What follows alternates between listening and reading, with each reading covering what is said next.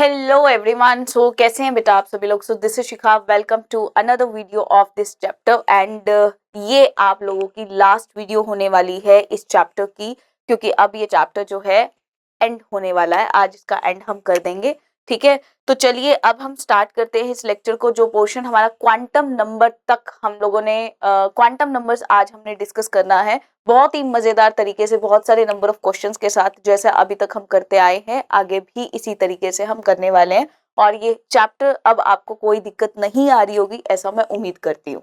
तो चलिए स्टार्ट करते हैं बेटा क्वांटम नंबर से। राइट, हमने स्टार्ट करना है क्वांटम नंबर से। चलिए सबसे पहले क्वांटम नंबर क्या होता है मैं आपको ये बताती हूँ। क्वांटम नंबर का मतलब होता है कि जो आपको मतलब एड्रेस ऑफ इलेक्ट्रॉन भी हम इसको बोल देते हैं। अब आपको आइडिया हो ही गया है कि नाम में मैंने जब सब कुछ बोल ही दिया है तो अब आपको कुछ भी मुझे कहने की जरूरत नहीं बची। मतलब एड्रेस मतलब आप किसी इलेक्ट्रॉन का, अगर कोई एटम है उस एटम के अंदर इलेक्ट्रॉन है तो उसका कंप्लीट एड्रेस जो है वो क्वांटम नंबर प्रोवाइड करता है। मतलब इसमें 4 नंबर्स होते हैं जो कि आपको इलेक्ट्रॉन के बारे में कंप्लीट इंफॉर्मेशन प्रोवाइड करते हैं। जो 4 नंबर्स होते हैं बेटा वो होते हैं n, फिर होता है l, फिर होता है m और फोर्थ होता है स्पिन क्वांटम नंबर। ये होता है प्रिंसिपल क्वांटम नंबर, इसको हम बोलते हैं principal quantum number. Principal quantum number. L का मतलब हो गया एजीमुथल क्वांटम नंबर, इसको हम बोलते हैं एजीमुथल क्वांटम नंबर। एम का मतलब है मैग्नेटिक क्वांटम नंबर। एम का मतलब क्या है? मैग्नेटिक क्वांटम और नंबर। और एस का मतलब क्या है बेटा? Spin quantum number. एस का मतलब क्या है? Spin quantum number. इसको अलग से डिफाइन किया गया था, ठीक है, इसको अलग से डिफाइन किया गया था। ये तीनों को एक साथ और इसको अलग से डिफाइन किया गया था। इस बात को आप याद रखेंगे। बात समझ में आ रही है? ठीक है, मतलब ये जो वेव इक्वेशन आई थी उस बेसिस पे इन तीनों को एक्सप्लेन किया गया था, लेकिन इसको अलग से एक्सप्लेन किया गया था जो कि है आपका स्पिन क्वांटम नंबर। बात समझ में आई बहुत ही क्लियर कट तरीके से। अब चलेंगे हम, सबसे पहले हम डिस्कस करेंगे about the principal quantum number. इसको ना थोड़ा सा ऐसे समझना, मैं आपको बताती हूँ। देखो बहुत ही इजी तरीके से मैं आपको बता रही हूँ। जैसे फॉर एग्जाम्पल आप किसी एक मतलब आप फॉर एग्जाम्पल आप दिल्ली में रहते हो, ठीक है। आप क्या रहते हो? दिल्ली में रहते हो, ठीक है। आप दिल्ली में किसी तो कॉलोनी में रहते होगे या किसी तो पर्टिकुलर जगह पे रहते होगे, ठीक है। तो किसी पर्टिकुलर प्लेस पे आप रहते होगे, है ना। उस प्लेस में एक पर्टिकुलर बिल्डिंग में रहते होगे या आपका अपना घर होगा, उस घर में आपका अपना एक कमरा होगा, है ना। ऐसा ही होता है, ठीक है। इसमें एक पर्टिकुलर बिल्डिंग होगी और फिर बिल्डिंग में एक प्रॉपर आपका घर होगा। अगर मैं कहूँ कि भाई कोई अनजान इंसान आपसे पूछे एड्रेस में आप कहाँ रहते हो, तो आप बोलोगे सबसे पहले मैं दिल्ली में रहता हूँ या रहती हूँ, है ना। फिर आपसे पूछे दिल्ली में कौन सी जगह, तो आप बोलोगे भाई फलाना जगह मैं रहता हूँ। फिर आपसे पूछे उस जगह में कहाँ पर, तो आप बोलोगे ये। तो उसने तो कंप्लीट एड्रेस मांग लिया। ऐसे ही आप सेम तरीके से इलेक्ट्रॉन का एड्रेस मांग रहे हो, ठीक है। जिसमें जैसे आपने पहले बताया कि मैं इस जगह पे मतलब दिल्ली में रहता हूं, तो ये आपका क्या हो गया भाई? प्रिंसिपल क्वांटम नंबर, n की वैल्यू हो गई। फिर आपसे पूछा कि दिल्ली में कहाँ, तो फिर आपसे पूछा गया कि अच्छा l मतलब आपको बताएगा एजीमुथल क्वांटम नंबर, जो कि आपको बता रहा है, ये अगर बता रहा है शेल तो ये आपको बताएगा शब शेल कि दिल्ली में कहाँ, ठीक है। तो शब शेल एक पर्टिकुलर शेल। अब आपको उसको ये बता दिया, उसको अलग अलग लोकेशन से दूर, अब उसको पता है कि आप दिल्ली के अंदर रहते हो, आपको उसको पर्टिकुलर एक सिटी का नाम पता लग चुका है ना। और उसको सिटी में उसको प्लेस भी बता दिया आपने। अब वो कहेंगे भाई अच्छा उस तरफ तो बहुत सारी बिल्डिंग्स है, आप कौन सी बिल्डिंग में रहते हो, तो आपने वो उसको complete address that means provide कर दिया। इसी तरीके से यही सेम एड्रेस पैटर्न के तरीके से हम क्वांटम नंबर्स डिजाइन किए गए जो कि आपको इलेक्ट्रॉन का कंप्लीट एड्रेस बता रहे हैं कि एक्चुअली एटम के अंदर इलेक्ट्रॉन है तो है कहाँ पर। ठीक है, बात समझ में आ रही है? जो हमने किया है बस आपको इतनी ही बातें याद रखनी है। यानी कि जो प्रिंसिपल क्वांटम नंबर है, पहली बात तो ये नेगेटिव नहीं हो सकता, ये सिर्फ पॉजिटिव ही होगा। ये आपको बताता है कि इलेक्ट्रॉन कौन से शेल में है, आपको ये बताएगा कि इलेक्ट्रॉन कौन से शेल में है। तो ये होता है प्रिंसिपल क्वांटम नंबर। बात समझ में आई? शेल का मतलब क्या हुआ? यस तो यहाँ पर आपको ये क्या बताएगा? शेल, और इसकी वैल्यू कभी भी नेगेटिव नहीं हो सकती, ये हमेशा पॉजिटिव होगा, और ये 1 से इसकी वैल्यू स्टार्ट होंगी, 1 2 3 अप टू n ये हो सकता है। ठीक है, अब चलेंगे नेक्स्ट वाले पे। ये हमारे को क्या बताता है? बहुत ही सिंपल सी है, हमने इसको पहले 3rd लेक्चर में आई थिंक डिस्कस किया था, जहां पर हमने एनर्जी के बारे में डिस्कस किया था। तो हमने वहां पर बिल्कुल क्लियरली देखा था कि E जो है वो डायरेक्टली प्रोपोर्शनल टू n होता है, यानी कि अगर हमें किसी के शेल के बारे में ऑलरेडी पता है तो हम उसकी एनर्जी भी पता कर सकते हैं। तो यहाँ पर ये प्रिंसिपल क्वांटम नंबर हमें इलेक्ट्रॉन की एनर्जी के बारे में भी बताता है। ठीक है जी, बात समझ में आ गई? ये हम ऑलरेडी पढ़ चुके हैं। Yes, now the next point is, ये देखो अब साइज कैसे बताएगा। अब जैसे फॉर एग्जांपल बेटा मैंने बोला कि इलेक्ट्रॉन फर्स्ट शेल में है, या फिर मैंने बोला इलेक्ट्रॉन सेकंड शेल में, तो फर्स्ट शेल में है तो ये हो गया भाई, मान लो ये फर्स्ट शेल हो गई, और ये मान लो सेकंड शेल होगी, तो थोड़ी सी दूर होएगी ना, ये फर्स्ट है तो ये सेकंड होएगी। तो अब अगर आप देखोगे तो भाई फर्स्ट शेल से ये रेडियस निकाल लोगे तो आपको साइज पता लग जाएगा, ऐसे ये रेडियस निकाल लोगे तो आपको साइज पता लग जाएगा एटम का। तो यानी कि साइज भी हम शेल से पता कर सकते हैं। अगर हमें n की वैल्यू पता है तो हम उसका साइज पता कर सकते हैं कि उसका साइज क्या होगा। बहुत ही सिंपल सी बात है, बात समझ में आ गई होगी? बहुत सिंपल पॉइंट्स हमारे पास हैं ये। ठीक है, अब उसने कहा कि भाई शेल में इलेक्ट्रॉन कितने आ सकते हैं, तो हमने कहा मैक्सिमम नंबर ऑफ इलेक्ट्रॉन जो एक शेल के अंदर आ सकते हैं वो है 2n²। बात समझ में आई? कितने हैं भाई? 2n² है। बात समझ में आ रही है? तो यहाँ पर देखो भाई इतने इलेक्ट्रॉन्स एक शेल में भरे जाएंगे। क्लियर है? डन। चलो next, maximum number of orbital कितने होंगे? n²। अब ध्यान रखनी है ये बात भूलनी नहीं चाहिए आपको, है ना, कि भाई अगर हम एक शेल में मैक्सिमम नंबर ऑफ इलेक्ट्रॉन्स की बात करें तो कितना होगा? 2n²। और अगर हम बात करें मैक्सिमम नंबर ऑफ ऑर्बिटल्स की शेल के अंदर तो वो हो जाएगा n²।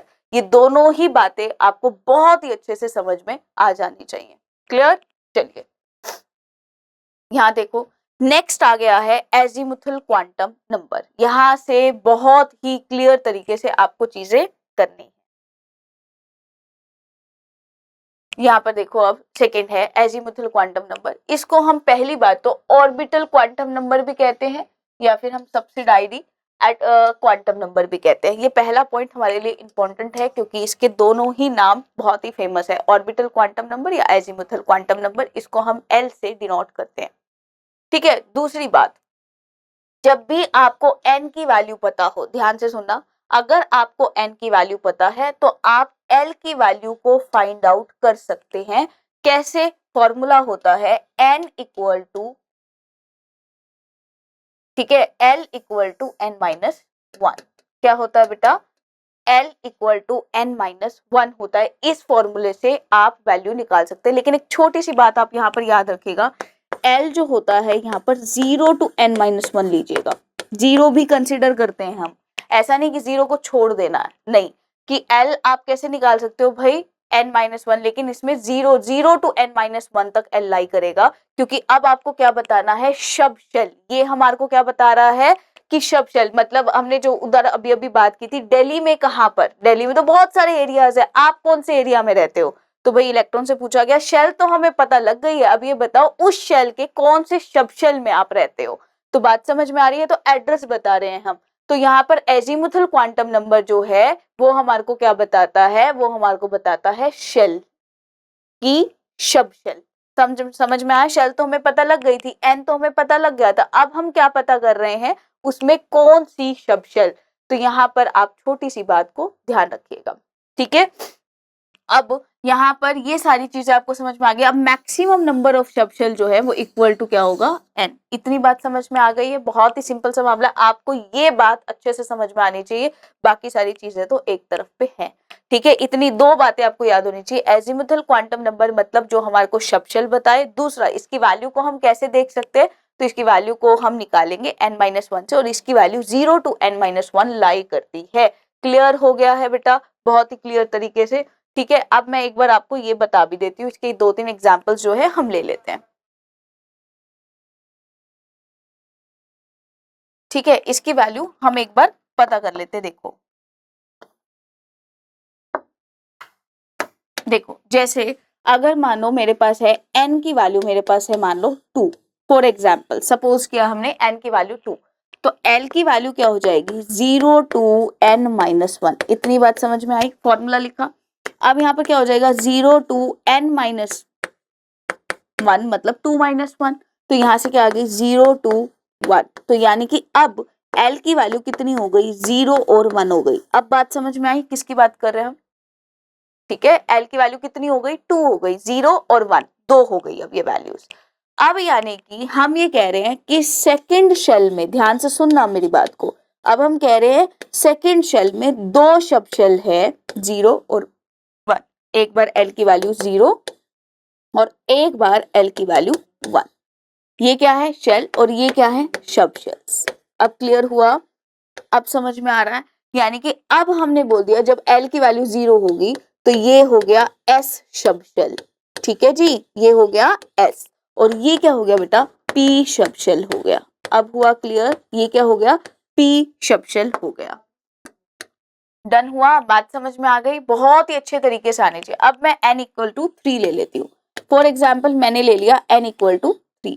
अब यहाँ पर वैल्यूज कितनी आएंगी 0 1 2, एक कम है ना, अब तो निकाल के देखने की जरूरत ही नहीं है। तो यहाँ पर आ गया l इक्वल टू 0, फिर आ गया l इक्वल टू 1 और एक आ जाएगा l इक्वल टू 2। बात समझ में आ गई, क्लियर होगी। अगर मैं n की वैल्यू को 3 ले रही हूँ तो l की वैल्यू मेरे पास 3 आ गई, 0 1 2 आ गई। बात समझ में आया। यानी कि क्या मैं ये बात कह सकती हूँ कि थर्ड शेल में 3 सब शेल्स होंगी, ठीक है, और 3 जो सब शेल्स होंगी ये मुझे क्या दिखा रहा है, हमेशा जब भी l की वैल्यू 0 होगी वो मुझे क्या दिखाएगा s सब शेल दिखाएगा। जब भी l की वैल्यू 1 होगी वो मुझे क्या शो करेगा p सब शेल शो करेगा बेटा, p सब शेल शो करेगा। और जब भी l की वैल्यू 2 होगी ये मुझे d सब शेल शो करेगा। बात समझ में आ रही है, क्लियर हो गया। यानी कि थर्ड शेल के 3 सब शेल होंगे जिसको हम कहेंगे SPD। क्लियर हुआ। ऐसे ही अगर आप n की वैल्यू को 4 मानेंगे तो l की वैल्यू क्या आ जाएगी 0 1 2 3, s क्या दिखा रहा है 0, जब भी l की वैल्यू 0 s होगा, जब भी l की वैल्यू 1 क्या होगा p, जब भी l की वैल्यू 2 ये क्या होगा d, और जब भी l की वैल्यू 3 होगी होगा f। यानी कि अगर मैं ये कहूं कि फोर्थ शेल की 4 सब शेल्स होती हैं और वो 4 सब शेल्स कौन कौन सी होती है तो हम बोलेंगे s p d f होती हैं। अब बात आई समझ में, जो थोड़ा बहुत डाउट होगा वो शायद इन पॉइंट्स का मैंने यहाँ पर आपको क्लियर कर दिया है। क्लियर हो गया ना कि भाई इसने भी यही बात रखी है। देखो अगर यहाँ पर वैल्यू 0 to n-1 है तो भाई कुल मिलाकर के ये क्या होंगी, जो मैक्सिमम नंबर ऑफ सब शेल्स हैं वो n होंगी। बहुत सिंपल सी बात है, जितना हमने पढ़ा है आप इतना ही याद रखें। ये सारी चीजें अगर आपको पढ़ने पे कॉम्प्लिकेटेड लग रही है तो आप इन सारी चीजों को देखिए जो मैंने आपको समझाई है, उस पर आप ध्यान रखिए बस, ठीक है। देखो अब हम पढ़ रहे हैं मैक्सिमम नंबर ऑफ इलेक्ट्रॉन्स एक सब शेल के अंदर कितने आ सकते हैं, 2 into में 2l+1। ये तो हम सबको पता ही होना चाहिए अभी तक, है ना, पता होगा। एक छोटी सी बात मैं आपको यहाँ से एक और क्लियर कर देना चाह रही हूँ, वहां मैं भूल गई हूँ, ठीक है। जो पहली बात l की वैल्यू 0 हुआ तो s सब शेल, ये लिख भी लीजिएगा बेटा, मैं वहां पर बताना भूल गई, ठीक है। l इक्वल टू 1 होगा तो ये हो गया मेरे पास p सब शेल, ठीक है जी, ये हमने लिख ही दिया था। l की वैल्यू 2 हुई तो ये मेरे पास हो गया d सब शेल, है ना, ये हमने अभी अभी पढ़ा है। और l की वैल्यू 3 होगी तो वो हो गया f सब शेल। क्लियर हो गया। अब इनकी शेप्स भी हम यहीं पर पढ़ लेते हैं, शेप्स आपको पता होनी चाहिए, शेप्स आपको बहुत ही अच्छे तरीके से समझ में भी आनी चाहिए कि भाई आपको ये पता होना चाहिए किसकी शेप क्या होती है। तो s की शेप होती है बेटा स्पेरिकल, s की शेप क्या होती है स्पेरिकल होती है। बात समझ में आया। p की शेप होती है डम्बल शेप, इसको हम बनाएंगे भी सही, बाद में टेंशन मत लेना, ठीक है, कि क्या होती है मैम डम्बल शेप, तो बनाएंगे बेटा अभी, ठीक है, थोड़ी देर में। तो p की शेप होती है डम्बल शेप, जैसे वो जिम विम में जाते नहीं है डम्बल जैसा होता है वैसा ही सेम इमेजिन कर लेना, ठीक है। और यहाँ पर क्या होगा डबल डम्बल शेप, इसकी शेप क्या होगी डबल डम्बल। एफ आपके सिलेबस में बेटा है नहीं, अदरवाइज अगर आपके पास एफ की शेप आपको जाननी है तो हम लिख देते हैं कॉम्प्लिकेटेड शेप, ठीक है, क्योंकि एस जो होता है वो काफी कॉम्प्लिकेटेड शेप का होता है, तो वो एफ आपके काम का नहीं है। आपके सिलेबस में यही 3 तक का है, तो हम यहाँ 3 तक ही पढ़ेंगे क्योंकि आपके पेपर में यही तक का पूछा जाता है, ठीक है जी। आगे चले, नेक्स्ट यहाँ पर देखो, सॉरी ऊपर वाला पॉइंट रह गया है ना। तो यहाँ पर देखो सब शेल के अंदर मैक्सिमम नंबर ऑफ इलेक्ट्रॉन्स बेटा कितने आ सकते हैं, 2 इंटू में 2l+1। अब क्या इसमें हम वैल्यू पुट करके देखें एक बार, बताओ क्या हम इसमें अगर वैल्यू पुट करके देखें तो मैक्सिमम नंबर ऑफ इलेक्ट्रॉन अगर एक सब शेल के अंदर देखें, अगर l की वैल्यू अब 0 पुट करो यहाँ पर तो वैल्यू कितनी आ गई 2, तो यानी s के अंदर कितने इलेक्ट्रॉन आ सकते हैं, 2 आ सकते हैं। बात समझ में आई कैसे वैल्यू पुट करना है, 0 से 1 2 3 4 ऐसे लेकर के देखोगे आप, ठीक है। अब यहाँ पर L की वैल्यू 0 पुट करके देखोगे, आंसर आएगा 2, यानी S सब शेल के अंदर मैक्सिमम कितने इलेक्ट्रॉन आ सकते हैं, 2 आ सकते हैं। आप इस तरीके से निकालोगे।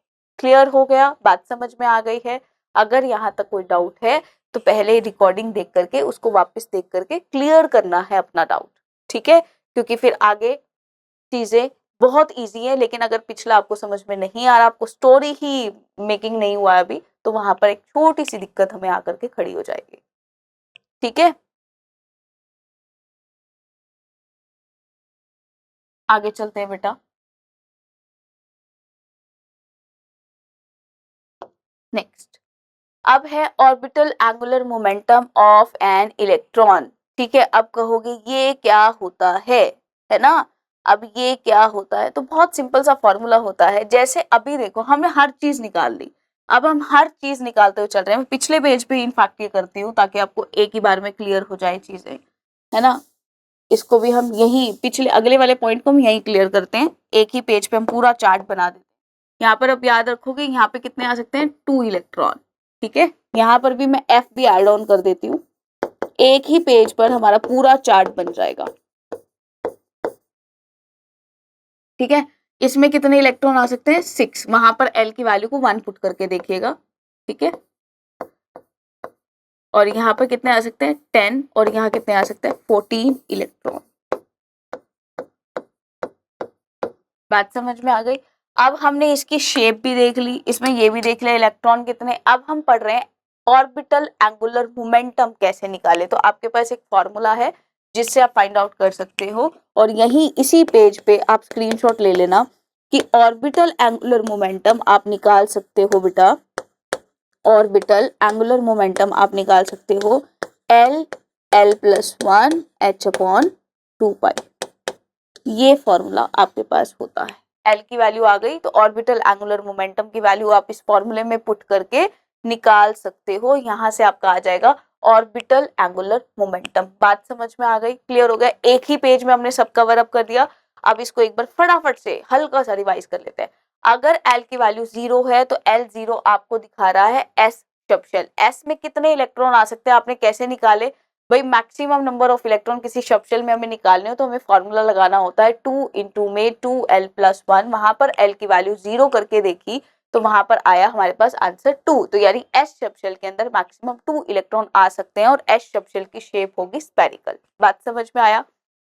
एल ऐसे ही आगे हमें चलना है। एल की वैल्यू 1 मतलब पी सब शेल, पी में कितने इलेक्ट्रॉन एंटर हो सकते हैं, 6, और इसकी शेप क्या होती है, डम्बल। ऐसे ही एल की वैल्यू 2 होगी तो यहाँ पर हमारे को क्या दिखाता है, डी सब शेल। डी का मतलब डबल डम्बल शेप, ठीक है, D for double dumbbell shaped. इसमें कितने इलेक्ट्रॉन आ सकते हैं, 10, ठीक है। ऐसे ही एल की वैल्यू को 3 देखेंगे तो वो क्या दिखाता है, एफ सब शेल को दिखाता है। इसमें कितने इलेक्ट्रॉन आ सकते हैं, फॉर्मूला पुट करके देख लीजिएगा। एल की वैल्यू 3, यहाँ पर आएगा 14 इलेक्ट्रॉन्स। बात समझ में आ गई। शेप कॉम्प्लिकेटेड होती है, और अगर हमें किसी का ऑर्बिटल एंगुलर मोमेंटम वैल्यू निकालनी है तो एल की वैल्यू को पुट करके इस फॉर्मूले से आप निकाल सकते हो। बहुत ही सिंपल चीजें हमने यहाँ पर कर ली है। अब यहाँ पर हम पढ़ेंगे नेक्स्ट, जो कि है थर्ड क्वांटम नंबर, जो कि है मैग्नेटिक क्वांटम नंबर, जो बेसिकली आपको ओरिएंटेशंस बताता है।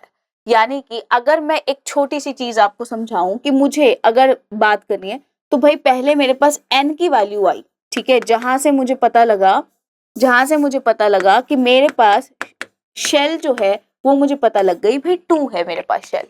फिर मुझे पता लगा भाई टू शेल है तो सेकंड शेल के कौन से सब शेल में इलेक्ट्रॉन है ना। तो यहाँ तो मुझे पता लगा प्रिंसिपल क्वांटम नंबर से, PQN से पता लग गया कि शेल कौन सी सेकंड शेल के अंदर इलेक्ट्रॉन है। फिर हमने निकाला कि भाई सेकंड शेल के कौन से सब शेल में है। तो भाई यहाँ पर मेरे पास L की वैल्यू 0 भी आई और यहाँ से L की वैल्यू 1 भी आई और इससे हमारे को पता लगा एजीमुथल क्वांटम नंबर से AQN से मुझे पता लग गया कि भाई कौन से सब शेल में। तो पता लगा, मान लीजिए एक बार के लिए पता लगा भाई इसमें है, तो ये हमारे को S दिखा रहा है, ये हमारे को P दिखा रहा है। अब मैंने कहा अच्छा मुझे ये पता लग गया कि सेकेंड शेल के P सब शेल में इलेक्ट्रॉन प्रेजेंट है। मैं कहूंगी P में कहां पर, बात समझ में आ रही है कैसे एड्रेस कर रहे हैं हम चीजों को कि P में कहां पर, यानी P की कितनी ओरिएंटेशंस होती हैं वो हमें कौन बताएगा, मैग्नेटिक क्वांटम नंबर जो हमारे को बताएगा भाई एक्स एक्सिस के अराउंड है, वाई के अराउंड है या जेड के अराउंड है। और ये हम कैसे निकालते हैं, ये क्वांटम नंबर बेटा कि मैग्नेटिक फील्ड में जब हम रखते हैं ना, यानी कि मैग्नेटिक फील्ड की प्रेजेंस में यहाँ पर जो स्पेक्ट्रल लाइंस है वो स्प्लिट हो जाती हैं, ठीक है। और यही क्वांटम नंबर अपने को ये सारी चीजें एक्सप्लेन करता है कि क्वांटम मैग्नेटिक फील्ड की प्रेजेंस में वो स्पेक्ट्रल लाइन किस तरीके से स्प्लिट हो जाती है। ये एक्सप्लेन कौन करेगा, मैग्नेटिक क्वांटम नंबर, जो अपने को क्या बताएगा भाई इलेक्ट्रॉन की ओरिएंटेशंस के बारे में बताएगा कि उस सब शेल के अंदर उसकी एक परफेक्ट ओरिएंटेशन क्या है। अब जैसे S है, S तो स्पेरिकल है, अब स्पेरिकल मतलब हर जगह यूनिफॉर्म है कि किसी भी डायरेक्शन में, या तो ये तो किसी भी हर एक डायरेक्शन में इलेक्ट्रॉन के मिलने की प्रोबेबिलिटी हम देख पा रहे हैं। लेकिन P में ऐसा थोड़ी है, डंबल शेप्ड है ना, P में ऐसा थोड़ी ना है, यानी P की कौन सी ओरिएंटेशन में इलेक्ट्रॉन के मिलने की प्रोबेबिलिटी सबसे ज्यादा है, हम यहाँ पर वही फाइंड आउट कर रहे हैं। बात समझ में आई। तो यहाँ पर आपको अभी तक हमने पढ़ा N, फिर हमने पढ़ा जो L की वैल्यू होगी वो 0 से N-1 तक लाई करेगी और M की वैल्यू हम पढ़ रहे हैं -L2 + L। बात समझ में आ रही है। ये अपने को क्या बताएगा बेटा, ओरिएंटेशंस के बारे में बताएगा। ये अपने को क्या बताएगा कि P में पता लग गया, तो P में कहां पर एक्स एक्सिस के अराउंड, वाई के अराउंड, जेड के अराउंड कहां पर भाई मिलेगा इलेक्ट्रॉन, ये तो बताओ। तो भाई कुल मिला करके तो फॉर्मूला क्या दिया गया, -L2 + L। यानी कि यहां पर हमने अगर N की वैल्यू 2 मानी थी और L की वैल्यू 0 से 1 आई थी, तो यहाँ पर M की वैल्यू क्या रखोगे आप, देखना जरा क्या रखोगे। यहाँ पे 2 माना, यहाँ पे 1 आया होगा L की वैल्यू, तो यहाँ आ जाएगा -1 0 + 1। 0 भी कंसिडर करते ही है हम, ध्यान रखेंगे। यानी कि P की 3 ओरिएंटेशंस होती हैं। यहाँ से हमें ये पता लगा कितनी ओरिएंटेशंस होती हैं भाई, प्रूव हो गया 3 ओरिएंटेशंस होती है, जिसमें से आपने इसको एक को नाम दिया बेटा PX, एक का नाम दिया PY, एक का नाम दिया PZ। यानी कि X के अराउंड है इलेक्ट्रॉन, Y के अराउंड है या Z के अराउंड है, बताओ हमें। बात समझ में आ रही है, मैग्नेटिक क्वांटम नंबर की चीजें समझ में आ रही हैं, ठीक है। तो ये सारी चीजें बेटा आपको पता होनी चाहिए। अब मैक्सिमम इलेक्ट्रॉन्स अगर हम देखें, एक ऑर्बिटल में कितने इलेक्ट्रॉन, यहाँ 2, यहाँ 2 और यहाँ 2, इस तरीके से होता है, ठीक है। ये सारी चीजें भी अभी वापस आगे आएंगी कि ये सारी चीजें किस तरीके से होंगी। तो यानी टोटल P में कितने इलेक्ट्रॉन आ सकते हैं, 6 आ सकते हैं। ये तो हमने अभी पढ़ा ही था। अरे वाह भाई वाह, देखो पिछली चीजें किस तरीके से हमें दिखाई दे रही है। अभी हमने पढ़ा ना P में मैक्सिमम 6 इलेक्ट्रॉन्स आ सकते हैं, प्रूव हो गया। 6 किस तरीके से आ सकती है, इस तरीके से आ सकती है, देख लीजिए।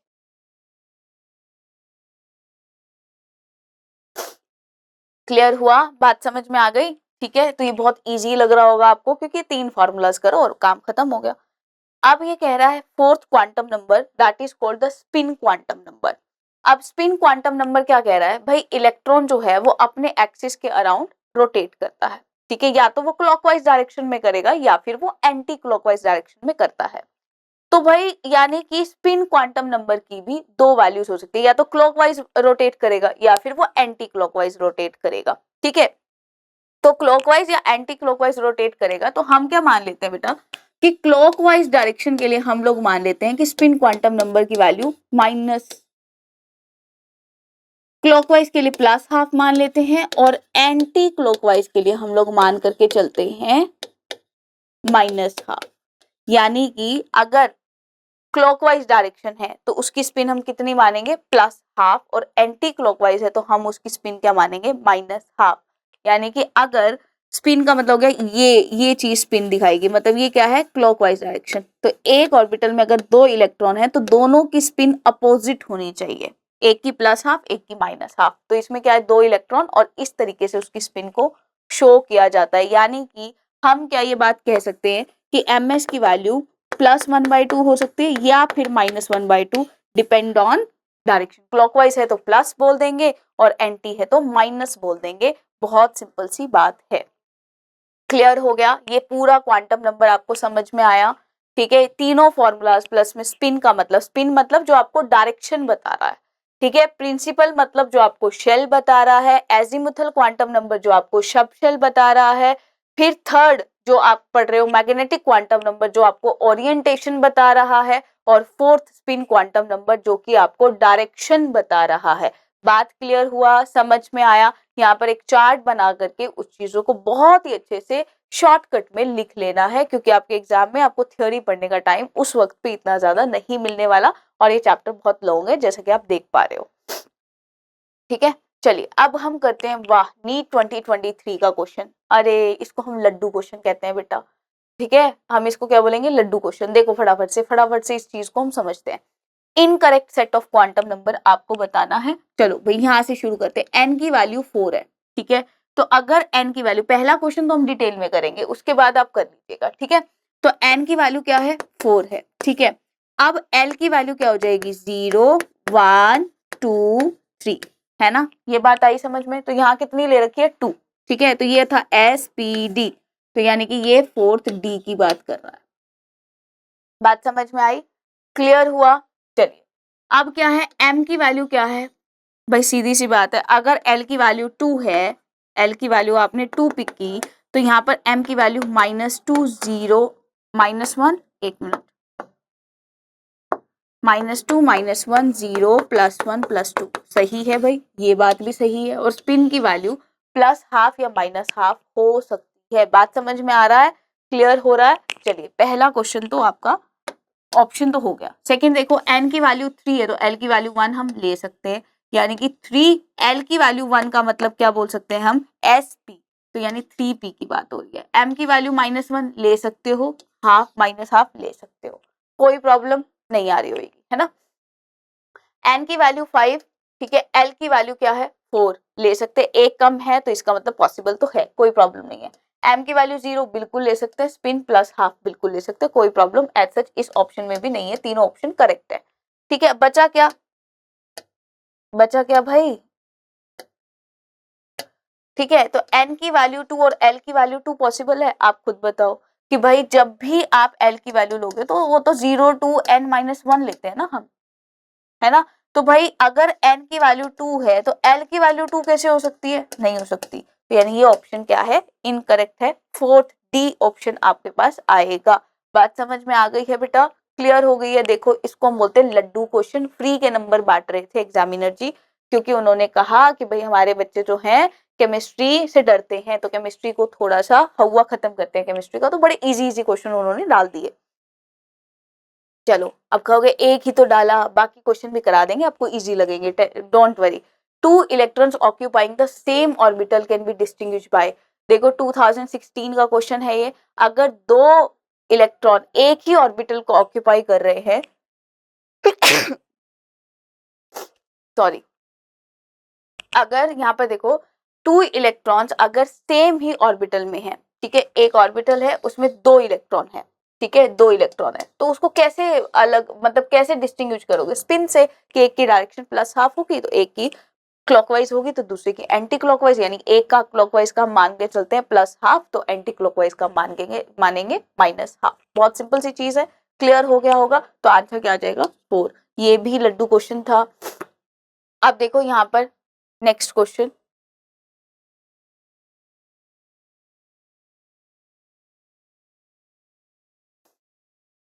बात समझ में आ रही है, ये है आपका 2014 का क्वेश्चन, थोड़ा सा पुराना ले लिया, क्योंकि पैटर्न पता करना बहुत जरूरी है बेटा, आप लोगों को वही पता होना चाहिए कि क्वेश्चन कैसे आते हैं। अब मैंने आपको दिखाया क्वेश्चन बहुत ज्यादा घबराने वाले नहीं है, अगर आप ये सारी वीडियोस बहुत अच्छे से आपने देखे, आप किसी भी क्वेश्चन में नहीं अटकोगे, आपको बहुत सिंपल चीजें दिखाई देंगी।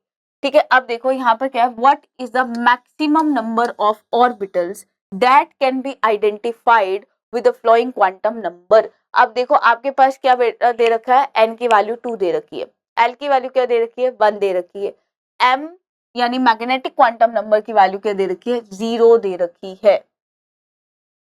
देखो फटाफट से कैसे निकालोगे खुद से।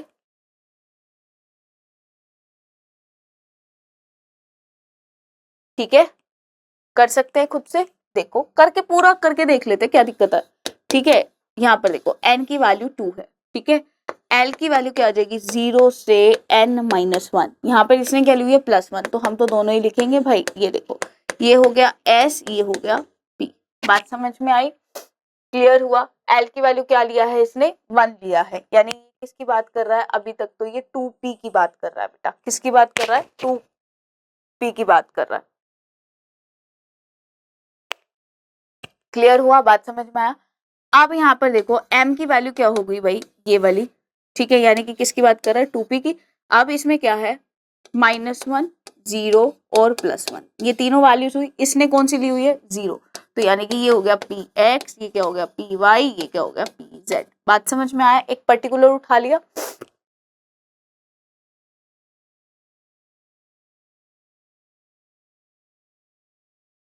यानी कि इसमें क्या एक पर्टिकुलर वैल्यू उठाई है, मैग्नेटिक क्वांटम नंबर की 3 वैल्यूज में से एक पर्टिकुलर वैल्यू उठाई है, तो यानी कितनी ऑर्बिटल्स को शो कर रहा है, ये सिर्फ एक ही सेट ऑफ ऑर्बिटल को शो कर रहा है। बात समझ में आया, क्वेश्चन समझ में आया। उसने बोला कितनी ऑर्बिटल्स है, तो जब एक ही वैल्यू है तो एक ही ऑर्बिटल को शो कर रहा है। ठीक है, अगर 2 होते, मैग्नेटिक क्वांटम नंबर की वैल्यू 2 होती तो फिर 2 को शो करता। बात समझ में आ रही है, तो कितने सेट ऑफ क्वांटम नंबर को शो कर रहा है, तो भाई सिर्फ एक ही क्वांटम नंबर को ये सर जी शो कर रहे हैं, विच इज आंसर इज एक सेट ऑफ क्वांटम नंबर, यानी कि answer number 1 is correct. Next देखो, what is the maximum number of electrons that can be associated with the following set of quantum numbers। आपसे बहुत ही आसान question पूछा गया है कि आपसे पूछा गया अब पहले क्या पूछा था, सेट ऑफ क्वांटम नंबर्स, अभी क्या पूछ लिया, मैक्सिमम नंबर ऑफ इलेक्ट्रॉन्स। मतलब अगर जो ये पर्टिकुलर आपको सेट शो कर रहा है, जो पर्टिकुलर ऑर्बिटल आपको ये शो कर रहा है, उस ऑर्बिटल में मैक्सिमम नंबर ऑफ इलेक्ट्रॉन कितने आ सकते हैं, उसने ये पूछा है। तो इसमें तो कोई भी ऑर्बिटल हो उसमें 2 ही आएंगे इलेक्ट्रॉन्स, इसमें तो सॉल्व करने की कोई जरूरत ही नहीं है, कॉपी पेन उठाने की जरूरत नहीं है, कोई भी ऑर्बिटल हो मैक्सिमम कितने इलेक्ट्रॉन आएंगे। तो अब देखो यार मैग्नेटिक क्वांटम नंबर की वैल्यू क्या है, देखो ये 3 है, ठीक है, 1 मतलब क्या है, p है, और n+1 की वैल्यू क्या है, 3pz। एक पर्टिकुलर सेट शो कर रहा है, पर्टिकुलर सेट में इसमें कितने इलेक्ट्रॉन आ सकते हैं, मैक्सिमम 2, तो आंसर क्या आ गया, 2 आ गया। बिना कॉपी पेन का क्वेश्चन था ये, और फिर से बहुत ही इजी क्वेश्चंस आपको देखने को मिल रहे होंगे इस कॉन्सेप्ट से। ठीक है, चलिए नेक्स्ट, यहाँ पर देखो, the maximum number of electrons in a subshell with l = 3 and n = 4 is. अब यहाँ पर l की वैल्यू कितनी दे दी है, 3, और n की वैल्यू कितनी दे दी है, 4, यानी कि आपसे क्या बात की गई है, आप खुद से भी ये निकाल सकते हो। देखो n की वैल्यू अगर मेरे को 4 दे दी गई है और l की वैल्यू 0, 1, 2, 3 हो गई, जाहिर सी बात है, तो ये क्या हो गया, s, p, d और f। ठीक है, तो ये किसकी बात कर रहा है, 4f की, तो 4f में कितने आ सकते हैं भाई, 14 इलेक्ट्रॉन आ सकते हैं, बोलो हाँ या ना।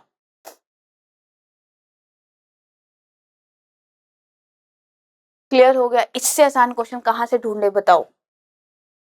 नेक्स्ट, यहाँ देखो, maximum number of electrons that can be accommodated in a shell n = 4। बात समझ में आ गई। अब 4 में तो उसने सारा कुछ बोल दिया और कुछ भी नहीं दिया, 4 बोल दिया। 4 शेल में क्या क्या हो सकता है वो आप बताओगे।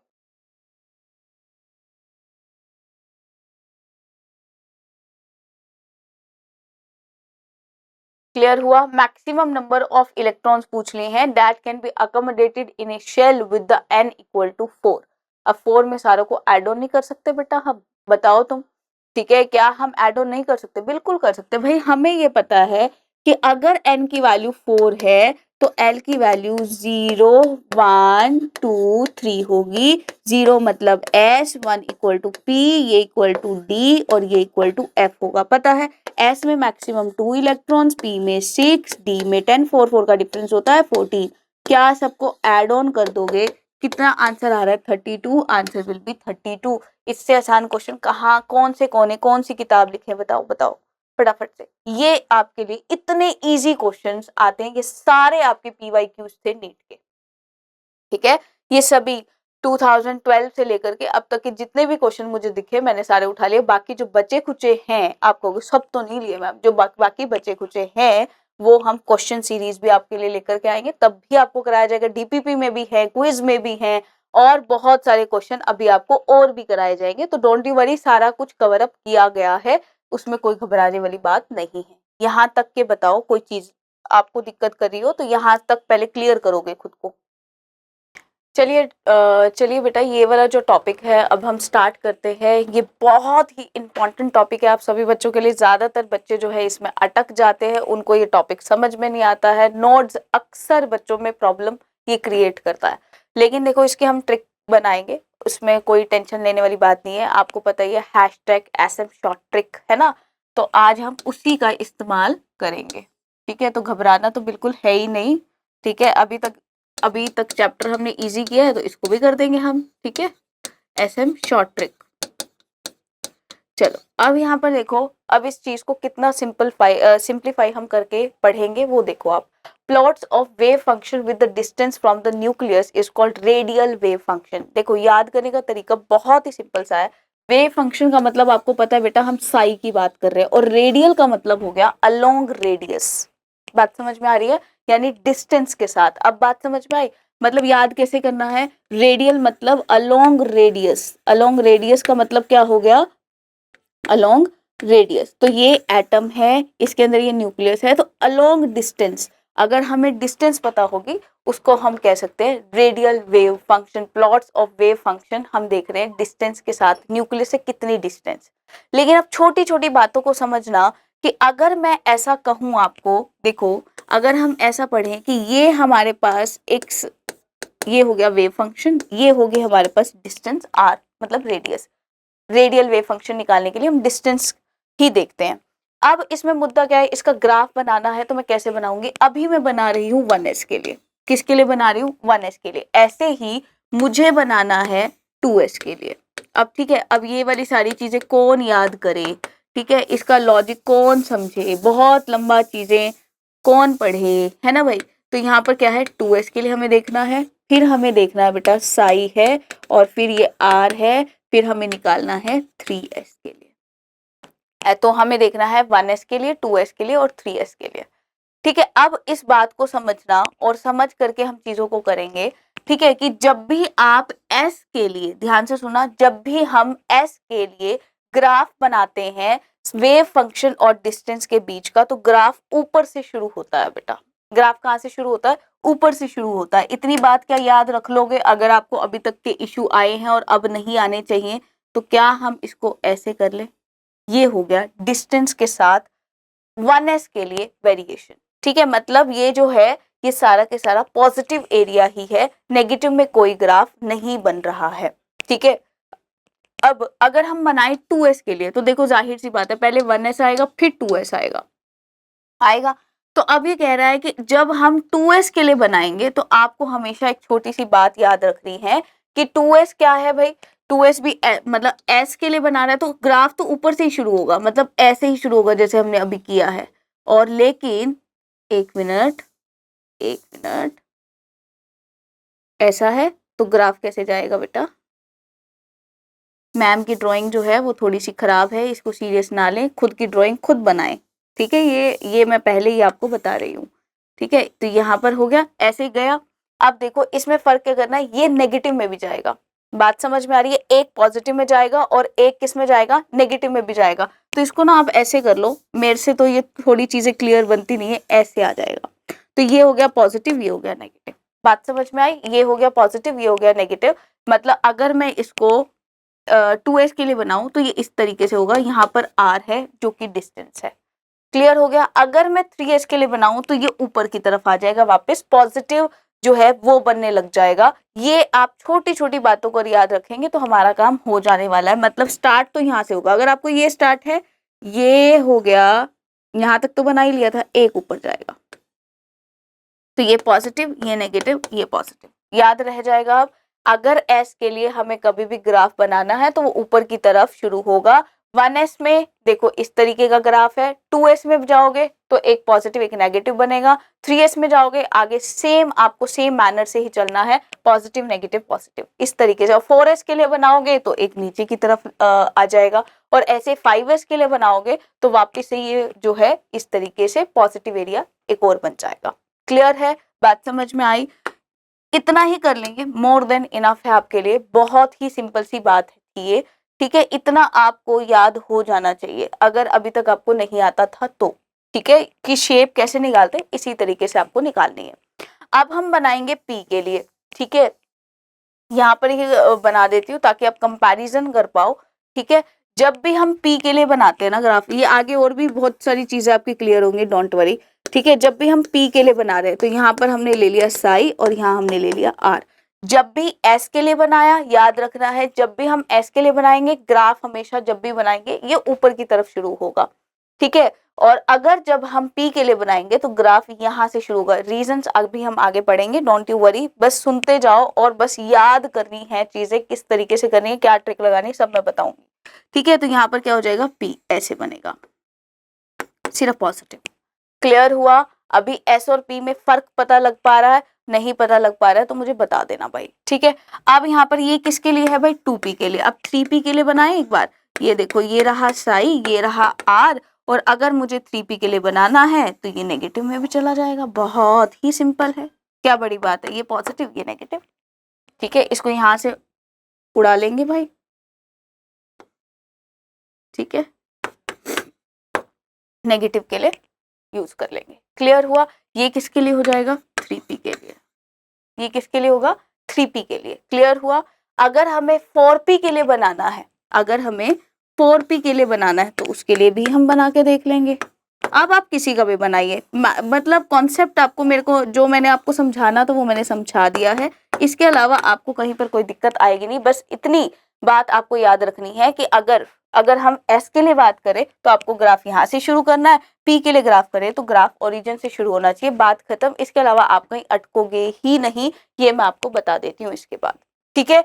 यहाँ तक अब बिल्कुल क्लियर कट आपको होना ही चाहिए, ठीक है। अब क्या है, अब हम यहाँ पर क्या डिस्कस कर रहे हैं कि ये जो छोटी सी चीज है, लेकिन समझना यहाँ पर ये जो देख रहे हो आप, जहां पर ये बिल्कुल ही जो लाइन है ये इधर टच कर रही है, इसको ध्यान से देखना है, ठीक है। ये जो लाइन है यहाँ टच कर रही है उसको देखना है। मतलब अब यहाँ से हम लोग डिस्कस करने वाले हैं एक नई चीज जो कि है आपकी नोड के बारे में। क्या पढ़ रहे हैं हम, नोड के बारे में। एक बार ये स्लाइड में यूज कर रही हूँ, ध्यान से देखना, नोड के बारे में। यहाँ पर हम इसको ऐसे कर लेते हैं और यहाँ हम डिस्कस करेंगे नोड। बहुत ही इंपॉर्टेंट टॉपिक है, ध्यान रखिएगा। नोड का मतलब क्या हो गया, जहां पर आपके साई स्क्वायर की जो वैल्यू होगी बेटा वो 0 हो जाएगी। और इसके 0 का मतलब क्या है, ये क्या था, प्रोबेबिलिटी डेंसिटी। मतलब नोड क्या होगा, जहां पर इलेक्ट्रॉन के मिलने की प्रोबेबिलिटी 0 हो जाए वहां पर उसको हम नोड कहते हैं। बात समझ में आई? जहां पर साई की वैल्यू क्या हो जाए बेटा, 0 हो जाए वहां पर, यानी probability of finding the electron 0 हो जाए, उसको हम क्या बोलते हैं, नोड बोलते हैं, ठीक है। आज आपको थोड़ी आवाज मेरी डाउन लग रही होगी बिकॉज थोड़ी सी तबीयत खराब है, ठीक है, तो एडजस्ट करने की कोशिश करना थोड़ा सा, ठीक है, कोऑपरेट करना। यहाँ देखो 2 टाइप के नोड्स होते हैं, एक होता है रेडियल नोड और एक होता है बेटा एंगुलर नोड, ठीक है। एक क्या होता है, एंगुलर नोड, थीटा, है ना। और ये जो नोड होता है इसको हम नोडल प्लेन भी कह देते हैं। मतलब वैसे तो ये नोडल प्लेन का एक टाइप होता है बेटा, अगर सही बताएं तो। आपको डिटेल में लेकर के बहुत, अभी तो हम डिटेल में बहुत ज्यादा इन डेप्थ नहीं जा सकते क्योंकि टाइम का बहुत बड़ा इशू है, ठीक है। फिर कभी मौका मिला तो फिर जरूर बताएंगे आपको। लेकिन ये जो नोडल एंगुलर नोड है ये नोडल प्लेन का ही एक टाइप है, यानी कि 2 टाइप के नोड्स हमारे पास होते हैं। Number 1 is the radial node, जो कि अलोंग रेडियस यानी डिस्टेंस, है ना, के बेसिस पे हम बनाते हैं। एंगुलर नोड मतलब अलोंग एंगल। याद करने का तरीका, नोडल प्लेन जो होते हैं ना वो नियर बाय न्यूक्लियस होते हैं, इतनी सी बात याद रख लोगे। याद करने का तरीका क्या होगा, रेडियल मतलब along radius, nodal plane, N for nodal, N for nucleus के नजदीक बनेगा ये बात आपको समझ में आ गई है बेटा। यानी न्यूक्लियस के पास इलेक्ट्रॉन के मिलने की प्रोबेबिलिटी कहाँ कहाँ जीरो होगी, वहां वहां नोडल प्लेन बनेगा। क्लियर हुआ, बात समझ में आया। और एंगुलर जो रेडियल नोड था वो हमने क्या पढ़ा था भाई, अलोंग रेडियस मतलब न्यूक्लियस के अराउंड एक सर्कल जहां पर इलेक्ट्रॉन के मिलने की प्रोबेबिलिटी जीरो पाई जाए। ठीक है, फिर से सुनोगे, जैसे मान लो हमने क्या लिखा भाई, ये अलोंग रेडियस ही हमने लिखा, मतलब न्यूक्लियस के अराउंड जहां पर इलेक्ट्रॉन घूम रहा है सर्कुलर पाथ में, वहां पर भी एक ऐसा सर्कुलर पाथ पाया जाए जहां पर इलेक्ट्रॉन के मिलने की प्रोबेबिलिटी क्या हो जाए, जीरो। और ये क्या होगा भाई, ये होगा नियर बाय न्यूक्लियस जहां पर इलेक्ट्रॉन के मिलने की प्रोबेबिलिटी क्या हो जाए, जीरो। बात क्लियर हो गई, समझ में आ गई, बहुत ही अच्छे से आपको समझ में आना भी चाहिए। अब यहाँ पर क्या है, रेडियल नोड का फॉर्मूला होता है बेटा, रेडियल नोड का फॉर्मूला होगा n minus L minus one. अगर आपको n की वैल्यू पता है, आपको l की वैल्यू पता है, तो आप रेडियल नोड को फाइंड आउट कर सकते हो। और एंगुलर नोड जो है हम निकालते हैं l से। एंगुलर नोड हम किससे निकालते हैं बेटा, l से। बात समझ में आ गई होगी। रेडियल नोड निकालने का formula n minus L minus one, और एंगुलर नोड निकालने का जो फॉर्मूला हुआ that is called l। Clear हुआ। अब हम पढ़ेंगे अबाउट एस सबशेल। अब देखना थोड़ा सा आपको, अब चीजें और क्लियर धीरे धीरे धीरे धीरे होती चली जाएगी। अब देखो बेटा, यहाँ तक हमने पढ़ लिया रेडियल नोड और एंगुलर नोड के बारे में कि रेडियल नोड क्या होगा, n minus L minus one, और एंगुलर नोड कैसे निकालोगे, l से निकालोगे। अब हम पढ़ रहे हैं एस सबशेल के बारे में। एस क्या होगा, स्पेरिकल। एस क्या होगा, स्पेरिकल शेप होगा।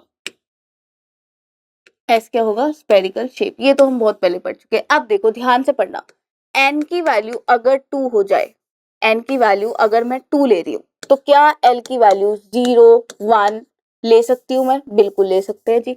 अब 0 क्या रिप्रेजेंट करेगा, s सबशेल, और 1 क्या रिप्रेजेंट करेगा, p सबशेल को रिप्रेजेंट करेगा। इतनी बात हमें ऑलरेडी मालूम है ना। अब यहाँ से अगर हम ध्यान से चीजों को समझें तो हम क्या देख पा रहे हैं कि हम देख पा रहे हैं, अब इसमें हम रेडियल नोड निकाले और एंगुलर नोड निकाले तो बताओ क्या आएगा। देखो अब यहाँ पर देखो, अगर मैं निकालू रेडियल नोड, तो रेडियल नोड क्या हो जाएगा, n minus L minus one, है ना, ये निकालेंगे। n की वैल्यू कितनी है बेटा, 2। और अगर मैं s के लिए निकाल रही हूँ, क्योंकि यहाँ पर 2s और 2p है, तो पहले हम 2s की बात कर लेते हैं। पहले हम किसकी बात करेंगे, 2s की बात करेंगे। तो जब हम 2s की बात करें तो l की वैल्यू क्या हो जाएगी, 0, क्योंकि s के लिए हमेशा l की वैल्यू क्या रहती है, 0 रहती है। तो माइनस क्या हो जाएगा, 1। तो 2 माइनस में 1, और यहाँ पर रेडियल नोड की वैल्यू क्या आ गई मेरे पास, 1। लेकिन एंगुलर नोड की वैल्यू हमेशा ही s के लिए 0 रहेगी, क्योंकि s के लिए l की वैल्यू भी हमेशा 0 रहती है। क्या ये बात आपको समझ में आ पा रही है, क्लियर हो रही है कि s के लिए l की वैल्यू हमेशा 0 होगी, तो यानी एंगुलर नोड का वैल्यू तो हमेशा 0 ही रहेगा। क्लियर हुआ। अब अगर मैं यही चीज 1s के लिए निकालूं, अभी मैंने 2p की बात नहीं की, 1s के लिए हम देख रहे हैं, तो एंगुलर नोड अगर मैं देखूं तो n minus L minus one होगा, तो यानी कि n की वैल्यू 1 0, और यहाँ पर एंगुलर नोड की वैल्यू क्या यहाँ पर 0 आ गई है, बोलो। 1s के लिए यहाँ पर एंगुलर भी 0 और रेडियल नोड भी 0, दोनों ही 0 हो गए। यहाँ पर भी 0 रहा, लेकिन यहाँ पर रेडियल नोड 1 रहा। अब 1s के केस में रेडियल भी 0 है और एंगुलर तो 0 रहेगा ही रहेगा, क्योंकि s के लिए l की वैल्यू हमेशा 0 रहती है। क्या ये दोनों बातें आपको क्लिक कर पा रही हैं? इसको हम हाईलाइट कर देते हैं एक बार कि इसके लिए, किसके लिए भाई, ये 2s की बात कर रहे हैं हम, ठीक है, और इसमें एंगुलर नोड, और यहाँ हम 1s की बात करें, और ये 2 पॉइंट्स क्लियर हमें दिख रही है। क्या हमने हाईलाइट कर लिए, ठीक है। यहाँ तक अब समझिएगा, अब दोनों के ग्राफ को समझिए बेटा। यहाँ तक कंफ्यूजन बहुत बच्चों को रहती है, और हम आपको कंफ्यूजन होने नहीं देंगे, कंफ्यूज नहीं होने देंगे। देखो अगर मैं 1s की बात कर रही हूँ, सबसे पहले मैं 1s की बात करूंगी ग्राफ में। देखो ये है साई, जो अभी हमने पीछे पढ़ा था, उसका ग्राफ मैंने ऐसे बनाया था, है ना, बनाया था, ठीक है। अब इसका ग्राफ भी कैसे बनाएंगे, अब आपको इतनी बात समझ में आ रही है कि अगर एंगुलर नोड 0 है, तो 0 का मतलब हो गया कि नियर द न्यूक्लियस ऐसा कोई प्लेन हो ही नहीं सकता जहां पर इलेक्ट्रॉन के मिलने की प्रोबेबिलिटी 0 हो जाए।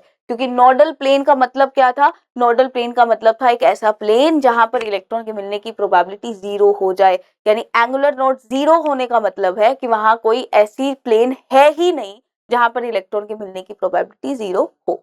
तो यानी कि यहाँ पर भी ग्राफ सेम ही बनेगा, ठीक है, आर और साई स्क्वायर का सेम ही बनने वाला है, कोई ऐसे चेंजेस हमें देखने को नहीं मिल रहे, दोनों सेम ही है, ठीक है। क्लियर हुआ, इतनी बात समझ में आई।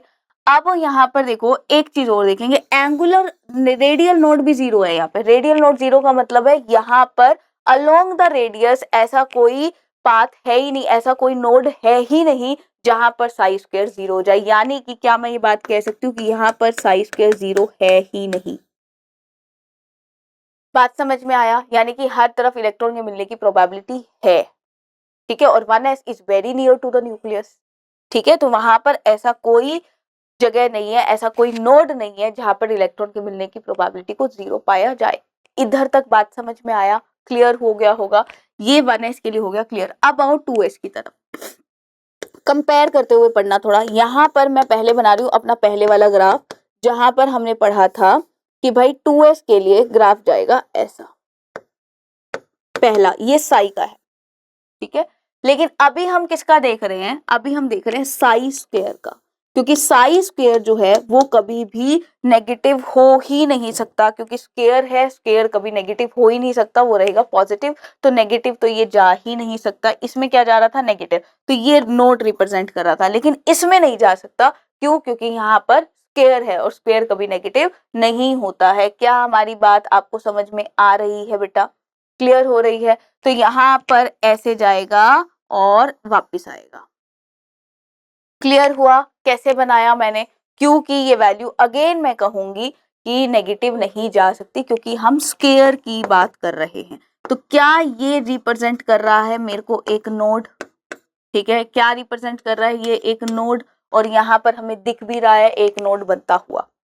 क्लियर हो रहा है, चीजें समझ में आ रही हैं। 1s के लिए 2s के लिए साई और आर का ग्राफ, साई स्क्वायर और आर का ग्राफ, दोनों में वेरिएशंस आपको क्लियर कट तरीके से समझ में आ रही होंगी। क्लियर है, दोनों ही ग्राफ्स मैंने बता दिए, मैं दोनों को हाईलाइट अलग अलग कर देती हूँ। ये मैंने साई और आर का ग्राफ बनाया 1s के लिए, ठीक है, और ये मैंने साई और आर का ग्राफ बनाया है 2s के लिए, ठीक है। और इसी तरीके से अगर हम देखें तो ये हमारा है साई स्क्वायर और आर का ग्राफ, और ये है साई स्क्वायर और आर का ग्राफ 2s के लिए।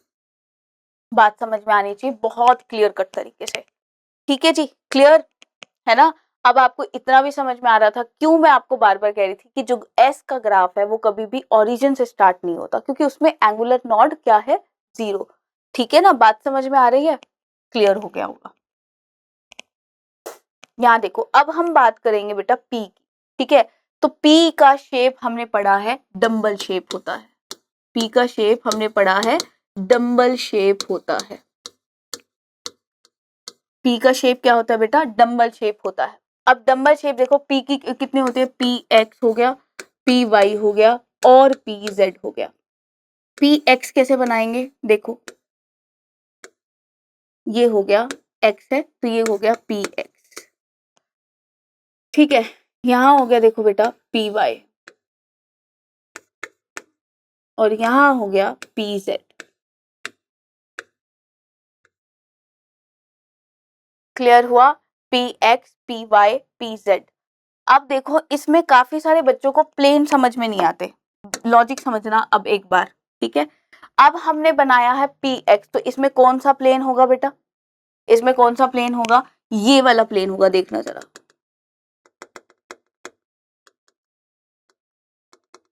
ये प्लेन है, ये इसको हम क्या बोलेंगे, नोडल प्लेन। इसको हम क्या बोलेंगे बेटा, नोडल प्लेन। ऐसा प्लेन जहां पर इलेक्ट्रॉन के मिलने की प्रोबेबिलिटी क्या पाई गई, 0 पाई गई, उसको हम क्या बोल दिया, नोडल प्लेन। यानी कि अगर ये पी एक्स है तो यहाँ पर अगर हम बात करें तो जो बनेगा नोडल प्लेन वो कौन से एक्सिस के अराउंड बनेगा, तो वो बनेगा वाई और जेड। इसमें कौन सा प्लेन डलेगा, नोडल प्लेन कौन सा होगा, वाई जेड, जहां पर इलेक्ट्रॉन के मिलने की प्रोबेबिलिटी को क्या पाया गया, 0 पाया गया। क्या ये बात यहां तक के समझ में आ गई है बेटा, ठीक है, ठीक है, क्लियर हुआ। अब हम पी वाई की बात करें तो प्लेन कैसे डल रहा है, ऐसे, ठीक है। अब इसका क्या बनेगा, X Z plane, nodal plane. याद करने का तरीका बताऊं, ठीक है, एसएम शॉर्ट ट्रिक बताऊं, ठीक है। यहाँ देखो जेड है, अब जेड है तो प्लेन कैसा डलेगा, अब मुझे नहीं पता, अब मुझे नहीं पता तो ट्रिक बता दो भाई, है ना। तो चलो मैं आपको एक ट्रिक बताती हूँ, आपको देखो आपकी क्लियर कर देती हूँ मैं सारी चीजें। देखो ऐसे याद कर लिया करो, अब ये एक्स है ना, तो बाकी बचे कौन, वाई और जेड, याद हो जाएगा। अभी एक्स है, एक्स में कौन सा प्लेन डलेगा, तो जो एक्स को छोड़ के जो बचा, वाई जेड प्लेन। अब देखो यहाँ पर पी वाई है, वाई को छोड़ दो, क्या बचा, एक्स जेड प्लेन। और ऐसे ही अगर हम पी जेड की बात करें तो पी जेड में कौन सा पड़ेगा, एक्स वाई। अब तो हमें सब कुछ आता है, अब बोल के दिखाओ, मुझे नहीं आता, मुझे नहीं पता, नहीं होएगा ना। अब आपको पता है नोडल प्लेन कैसे डालते हैं, पी एक्स में कौन सा डालेंगे, वाई जेड प्लेन डालेंगे, पी वाई में एक्स जेड प्लेन डालेंगे, और फिर जेड में हम एक्स वाई प्लेन डालेंगे। क्या ये बात आपको क्लियर हो गई है बेटा, ठीक है। अब हमें ग्राफ्स की तरफ चलना है, ये हमें बहुत परेशान करते हैं, है ना। और हमारे रहते हुए परेशानी कैसी, देखो जरा, एन की वैल्यू 2 है और एल की वैल्यू 1 है, ठीक है। एन की वैल्यू 2 और एल की वैल्यू क्या है, 1। तो रेडियल नोड अगर मैं यहाँ पर निकालूंगी बेटा, तो रेडियल नोड क्या होगा भाई, रेडियल नोड हो जाएगा n माइनस एल माइनस 1, मतलब कि 2 माइनस 1 माइनस 1, तो ये क्या हो गया, 0 हो गया। यानी कि रेडियल नोड मेरे पास किस केस में, 2p के केस में 0 हो गया। क्या ये बात सबको समझ में आ रही है, ठीक है। लेकिन अगर मैं बात करूं तो यहाँ पर एंगुलर नोड की वैल्यू क्या निकालते हैं, एल से, और एल की वैल्यू तो 1 है, लेकिन यहाँ पर रेडियल नोड 0 है, लेकिन एंगुलर नोड 0 नहीं है। और angular node near the nucleus देखा जाता है, तो नियर द न्यूक्लियस यानी कि ये चीज, यानी कि नियर द न्यूक्लियस बिल्कुल एक ऐसा प्लेन होगा जहां पर इलेक्ट्रॉन के मिलने की प्रोबेबिलिटी 0 होगी। तो यानी कि इसलिए इसका ग्राफ यहां से शुरू होगा, यहां से शुरू नहीं होगा। क्या ये बात अब आपको क्लियर हो गई है बेटा,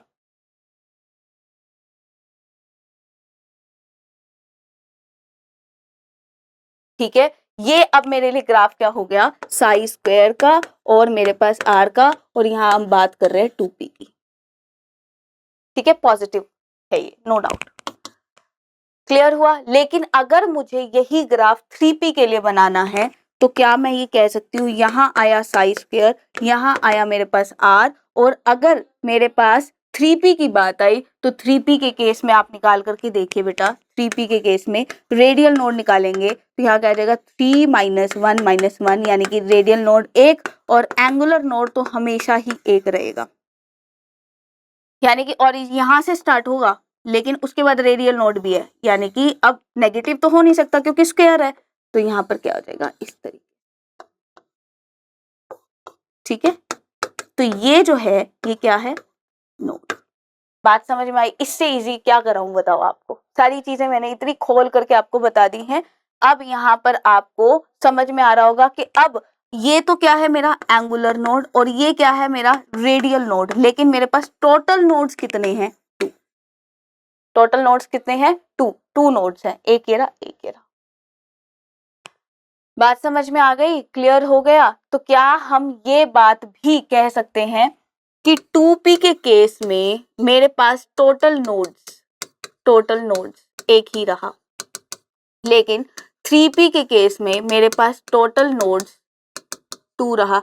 तो क्या हम कहें कि p के केस में अगर साई स्क्वायर और r का ग्राफ मुझे बनाना है वर्सेस r का ग्राफ मुझे बनाना है, तो हमेशा p के केस में जो टोटल नोड्स होंगे, ठीक है, वो क्या होंगे भाई, जो भी यहाँ पर n का वैल्यू होगा n माइनस 1 होगा। क्या हम ये बात कह सकते हैं, सोच लो एक बार, कि भाई 2p के केस में एक नोड है, ठीक है। तो अगर मैंने 2p निकाला तो यहाँ पर देखना जरा, 2p मतलब यहाँ पर कितना होगा, 1 नोड, ठीक है, और 3p का मतलब 2 नोड। तो क्या हम n माइनस 1 बोल दें तो हमारा काम खत्म हो जाएगा, बिल्कुल हो जाएगा।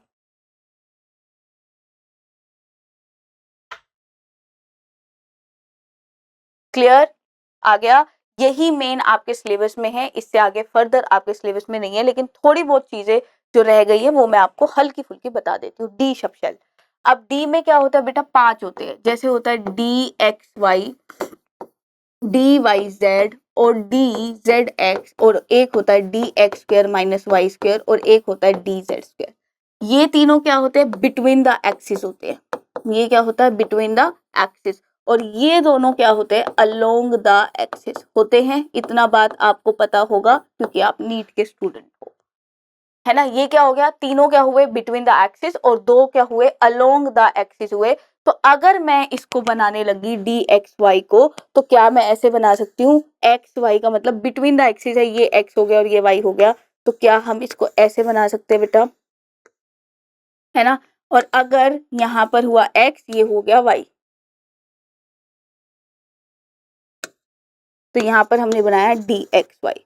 और ऐसे ही डी वाई जेड बनाऊंगी, तो ये वाई मान लीजिए, ये जेड मान लीजिए, ये भी ऐसे ही बनेगा, ठीक है। अगर मैं कहूँ डी जेड एक्स बनाओ, तो यहाँ x मान लीजिए, यहाँ z मान लीजिए, ये भी ऐसा ही कुछ टाइप का बनेगा। अगर मैं कहूँ D X square minus Y square बनाओ, तो क्या आप ऐसे कहोगे, अलोंग द एक्सिस, तो ये x हो गया, ये y हो गया, तो ऐसे बनेगा ग्राफ, आप ऐसे बनेगा। इसको बोलते हैं हम डबल डम्बल शेप्ड। तो ये क्या हो गया, D X square minus Y square.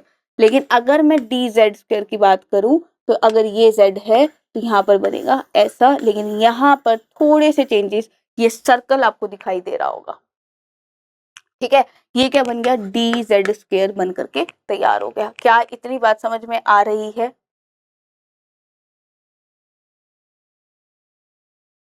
Clear हो गया। अब इसमें प्लेन डाल के हम देख लेंगे फटाफट से, कितने प्लेन होंगे, यहीं से हम निकाल सकते हैं। अब तो हमें चीजें समझ में आ गई है ना, पहले हमें समझ में नहीं आ रही थी, अब हमें चीजें आ गई है समझ में। तो एक प्लेन तो बेटा ये डल जाएगा,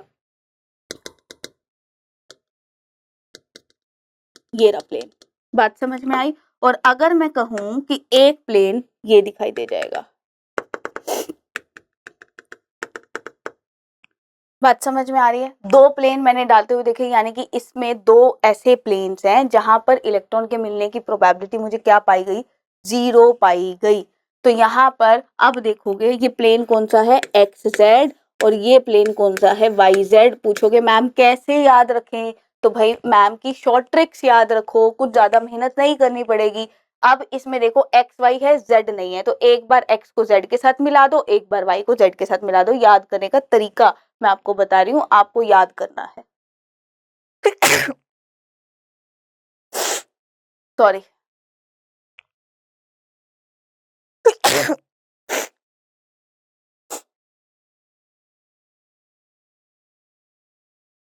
क्लियर आई, बात समझ में आ गई, ठीक है। अब इसमें दो प्लेन कौन से होंगे, एक्स नहीं है तो एक प्लेन होगा एक्स वाई, एक प्लेन होगा एक्स जेड। इसमें क्या नहीं है, वाई है ना, तो वाई एक प्लेन होगा वाई जेड, एक प्लेन होगा वाई एक्स। इसमें देखो D X square minus Y square में यहाँ पर बच्चे हो जाते हैं पजल, ठीक है। तो इसमें कैसे प्लेन डलेगा, इसमें ऐसे डलेगा प्लेन, बात समझ में, इसमें कैसे प्लेन डलेगा, ऐसे डलेगा। क्लियर हुआ कैसे करना है, चीजें समझ में आ रही हैं या नहीं आ रही हैं। और अगर हम डी जेड स्क्वायर की बात करें, तो यहाँ कोई ऐसा प्लेन होता ही नहीं है, यहाँ कोई नोडल प्लेन होता ही नहीं। अब देखो प्लेन चाहे हम यहाँ से डालें चाहे हम यहाँ से डालें, ये जो सर्कल है ना, सर्कल रिप्रेजेंट्स के इलेक्ट्रॉन के मिलने की प्रोबेबिलिटी इसमें हर डायरेक्शन में बहुत ही प्रॉपर है, सिमिट्री है या यूनिफॉर्म है। तो हर प्लेन में जाएंगे तो ये सर्कल बीच में आएगा, यानी कि इलेक्ट्रॉन के मिलने की प्रोबेबिलिटी हर जगह है, तो ऐसा कोई प्लेन डल ही नहीं सकता। तो यहाँ कोई नोडल प्लेन होता ही नहीं, यहाँ पर नोडल कोन होता है बेटा। यहाँ क्या होता है, नोडल कोन होता है, मतलब वो ऐसे डलता है, ऐसे ऐसे नोडल कोन डलता है। बात समझ में आ गई है या नहीं आई है, देख लेना एक बार, ऐसे नोडल कोन डलता है। क्लियर हो गया होगा, ठीक है। तो यानी कि अगर हम बात करें तो हमेशा L की वैल्यू कितनी रहेगी, 2, यानी कि एंगुलर नोड की वैल्यू तो यहाँ पर फिक्स है 2। D के लिए हमेशा एंगुलर नोड की वैल्यू क्या रहेगी, 2। P के लिए एंगुलर नोड की वैल्यू हमेशा क्या रहेगी, 1। और अगर हम S के लिए बात करें तो नोडल प्लेन की वैल्यू क्या है, 0। ठीक है जी, आगे होगी बात समझ में, ठीक है। अब हम करते हैं नेक्स्ट टॉपिक को स्टार्ट, जो कि है बहुत ही इजी, जो कि है एनर्जी ऑफ एटॉमिक ऑर्बिटल्स। अगर हम यहाँ पर सिंगल इलेक्ट्रॉन स्पीशीज की बात करें, यहाँ पर लिखा हुआ है हाइड्रोजन या हाइड्रोजन लाइक स्पीशीज, मतलब हम बात कर रहे हैं सिंगल इलेक्ट्रॉन स्पीशीज की। तो सिंगल इलेक्ट्रॉन स्पीशीज के केस में जो एनर्जी होती है वो डायरेक्टली प्रोपोर्शनल टू एन हो जाती है। इतनी ही बात आपको समझ में आनी चाहिए, और ये हम पहले थर्ड लेक्चर या सेकंड लेक्चर से हम ये पढ़ते भी आ रहे हैं कि E is directly proportional to N. हमने प्रिंसिपल क्वांटम नंबर में भी ये पॉइंट पढ़ा था, राइट। यानी कि अगर मैं बात करूं तो 1s या फिर 2s, तो किसकी एनर्जी ज्यादा है? तो आप बोलोगे सीधी सी बात है, इसकी एनर्जी ज्यादा है। समझ में आ रहा है, क्लियर हो रहा है। अगर मैं कहूँ 2s और 2p में किसकी एनर्जी ज्यादा है, तो आप कहोगे सिंगल इलेक्ट्रॉन स्पीशीज की बात है, तो भाई दोनों की n ज्यादा, n अगर ज्यादा है तो एनर्जी भी ज्यादा होगी, तो 2s और 2p की 1s से ज्यादा होगी। बात समझ में आ गया। सिंगल इलेक्ट्रॉन स्पीशीज में तो कोई प्रॉब्लम है ही नहीं, ठीक है। उसके बाद देखो 3s फिर 3p और 3d की इक्वल ही होगी, ऐसे ही 4s 4p 4d 4f की इक्वल ही होगी। क्लियर हो रही है बात, समझ में आ रही है, ठीक है। तो ये सिंगल इलेक्ट्रॉन स्पीशीज के केस में हो गया। लेकिन मल्टी इलेक्ट्रॉन में चीजें अलग होती हैं, n+l रूल पे डिपेंड कर जाती हैं।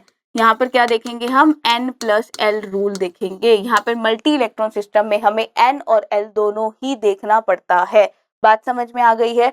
यानी कि क्या हम ये बात कह सकते हैं, बेटा ध्यान से मेरी बात सुनना, ये बहुत इंपॉर्टेंट है, इस पे क्वेश्चंस आए हुए हैं लगातार, कि अगर हम n+n रोल यानी बोहर-ब्यूरी रूल जिसको हम बोलते हैं, तो यहाँ पर n+l की वैल्यू अगर ज्यादा होगी ना तो एनर्जी भी ज्यादा होगी।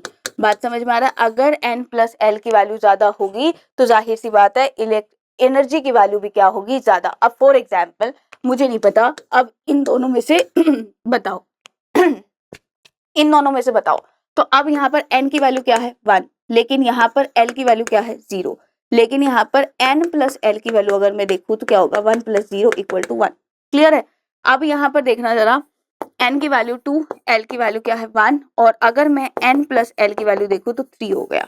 तो कहूँ n+l की वैल्यू किसकी ज्यादा है? इसकी। तो फिर एनर्जी भी इसकी ज्यादा होगी। बहुत सिंपल सी बात थी, कोई बहुत ज्यादा तामझाम इसमें नहीं था, हमने बहुत ही क्लियर कट तरीके से निकाल लिया। Now the point is, point क्या है कि अगर n+l की वैल्यू सेम हो जाए, फिर अगर ये वैल्यू जो है अगर सेम हो जाए, फिर कैसे निकालेंगे? प्रॉब्लम तो ये है, ये तो हमने पढ़ लिया कि n+l की वैल्यू निकाल लेंगे, अगर जिसकी n+l की वैल्यू ज्यादा उसकी एनर्जी भी ज्यादा। लेकिन अगर ये वैल्यू सेम हो गई, फिर हम क्या करेंगे? उस केस में आप n देखोगे। क्या देखोगे भाई? n। तो n ज्यादा तो एनर्जी ज्यादा, n ज्यादा तो एनर्जी भी ज्यादा। बात समझ में आ गई है? क्लियर हो गई है? एक एग्जांपल लेकर के देखना तो बनता ही है। 3s और 2p ले लीजिए। अब देखो यहाँ पर n की वैल्यू कितनी? 3, ठीक है, और l की वैल्यू कितनी? 0, लेकिन n+l की वैल्यू कितनी है? 3, ठीक है जी। यहाँ पर देखोगे n की वैल्यू 2 और l की वैल्यू 1 और n+l की वैल्यू मेरे पास 3 है, दोनों की वैल्यू सेम है। अब कैसे करूं? तब यहाँ पर क्या देखोगे? n की वैल्यू को देखोगे, और n की वैल्यू क्या है भाई? इसकी n की वैल्यू ज्यादा है तो एनर्जी इसी की ज्यादा होगी। क्या मेरी बात समझ में आ रही है? आ पा रही है तुम लोगों को? ठीक है, तो इस हिसाब से अगर आप निकालेंगे तो पहले क्या आ जाएगा? 1s फिर 2s और फिर 2p। ठीक है, क्लियर हो गया? क्लियर हो गया। और ऐसे ही पहले फिर वही निकालोगे, 3s फिर 3p फिर 3d, ऐसे ही करते हुए निकालोगे, फिर 4s 4p, ऐसे इस तरीके से इंक्रीजिंग होती चली जाएगी। अब यहाँ तक देखो, स्क्रीनशॉट लेना है, you can take that. Done. अब देखो नेक्स्ट, ये हमने कर ही लिया है बेटा। अब देखो, ऑफ-बो प्रिंसिपल क्या है? यहाँ पर हम क्या करते हैं? एटॉमिक ऑर्बिटल्स की फिलिंग करते हैं। ये क्या कह रहा है कि जब हम किसी भी ऑर्बिटल के अंदर इलेक्ट्रॉन की फिलिंग करते हैं तो हम किस हिसाब से फिलिंग करेंगे भाई? इंक्रीजिंग ऑर्डर में करेंगे। जैसे जैसे ऑर्बिटल की एनर्जी लेवल बढ़ेगा ना, वैसे वैसे एटॉमिक ऑर्बिटल्स उस हिसाब से हम फिल करते हुए चलेंगे, वो ये कह रहा है। बात समझ में आ रही है? मतलब अगर कंफ्यूज हो गए हो तो ये टेबल देखो, इसने क्या दिया था? ये एक टेबल दे दी थी, ठीक है। 3s 3p 3d ऐसे लिख दिया, 1s ऐसे लिख दिया, 2 को 2 टाइम्स, 3 को 3 टाइम्स, ऐसे करके आप याद कर सकते हैं। 4 को 4 टाइम्स f तक, ऐसे ही 5s 5p 5d और 5f, ऐसे ही 6s 6p 6d 6f, और इसी तरीके से 7s 7p 7d और 7f। अब इसमें इसने कहा कि इलेक्ट्रॉन की फिलिंग देखो, टॉप टू बॉटम आते हुए एरो बनाने आपको, ठीक है। ठीक है, अभी मैं इतने बना रही हूँ, आपको इसी तरीके से सारे एरोज बना लेने हैं। अब उसने कहा कि जैसे मान लो मुझे एल्यूमिनियम का कॉन्फ़िगरेशन लिखना है, 13 होता है, तो सबसे पहले आप इस पूरे पोर्शन को छुपा लोगे बेटा, ये पूरा पोर्शन छुपा लो। क्या बच्चा, सिर्फ इस एरो को देखो, सिर्फ इस वाले एरो को, ठीक है, इस वाले एरो को देखो, ये वाला एरो, अरे अच्छा ये नहीं उठा सकते हम, ठीक है, ये वाला एरो देखो, सिर्फ 1s वाला, इसमें क्या है, सिर्फ 1s, तो सबसे पहले इलेक्ट्रॉन की फिलिंग किसमें होगी, 1s, तो s में कितने आ सकते हैं, 2, बात समझ में आया। फिर दूसरे वाला एरो उठाओ, सिर्फ दूसरे वाले एरो में क्या है, 2s, तो यहाँ पर s में कितने आ सकते हैं, 2। अब देखो ये वाला एरो देखो, ये वाला 2p और 3s, तो यहाँ पर पहले, अब देखो टॉप टू बॉटम आ रहा है, तो पहले ऊपर वाला भरा जाएगा, ऊपर वाले से नीचे वाले की तरफ आना है आपको, बात समझ में आ रही है, पहले ऊपर वाला भरा जाएगा, तो 2p, p में कितने आ सकते हैं, मैक्सिमम 6। अब यहाँ पे फिर क्या आ गया, 3s में कितने, 2। उसके बाद ये वाला एरो, चलो इस एरो में ऊपर क्या है, 3p, फिर नीचे आना है, तो 3p1। अब देखो इलेक्ट्रॉन काउंट करो, 2 4 6 10 10 और 2 12 12 और 1 13, क्या 13 हो गया बेटा, बात समझ में आ रही है, क्लियर हो गया। कॉन्फ़िगरेशन कैसे लिखनी है, इसी के हिसाब से लिखनी है, ठीक है। उसने यही बोला कि जब भी आप किसी भी ऑर्बिटल के अंदर इलेक्ट्रॉन की फिलिंग करोगे तो इंक्रीजिंग ऑर्डर के हिसाब से भरोगे, बात समझ में आ गई, ठीक है। मतलब electrons are filled into the atomic orbitals in the increasing order of orbital energy level, clear है, ठीक है। ये था आपका प्रिंसिपल। उसके बाद है next, that is called poly exclusion principle. ये प्रिंसिपल आपको क्या कहता है, कहता है कि भाई बहुत ही सिंपल सी चीज अपने को कह रहा है, कि अगर मान लीजिए एक ऑर्बिटल है और उसमें आपको इलेक्ट्रॉन्स की फिलिंग करनी है, तो इलेक्ट्रॉन एक ऑर्बिटल में 2 आ सकते हैं, लेकिन हमने ये बात पहले ही पढ़ ली, फॉर्चुनेटली, कि हमने पहले ही पढ़ ली कि अगर एक ऑर्बिटल में 2 इलेक्ट्रॉन होंगे तो दोनों की स्पिन अपोजिट होनी चाहिए, सेम नहीं हो सकती।